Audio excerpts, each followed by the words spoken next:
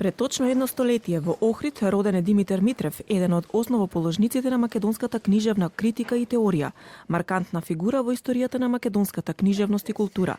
Белегот кој тој го има оставено, денес беше представен пред гостите во Друштвото на писатели на Македонија.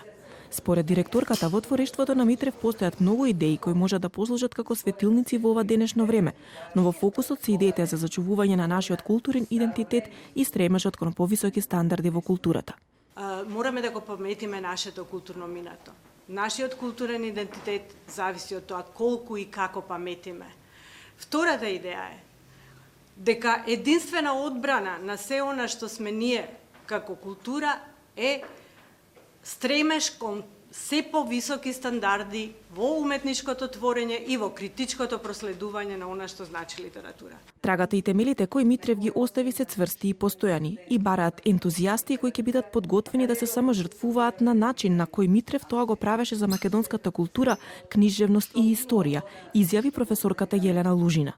Димитар Митрев е бренд на македонската култура, на македонската книжевност, на Македонија и на нејзината историја, и Македонија би требало да направи се што може за тој бренд, да го направи видлив и јавен.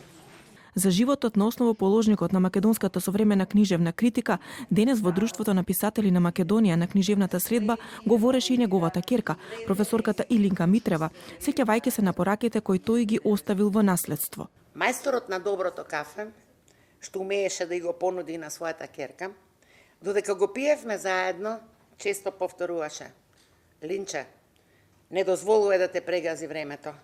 Зграбчи го и терај. Димитар Митрев беше еден од основачите на Друштвото на писатели на Македонија во 1947 година и во неколку наврати негов председател. Професор, декан на Филозофскиот факултет и ректор на Универзитетот Свети Кирил и Методи во Скопје, член на Македонската академија на науките и уметностите од незиното основање во 1967 година. Почина 24 февруари 1976 година во Охрид.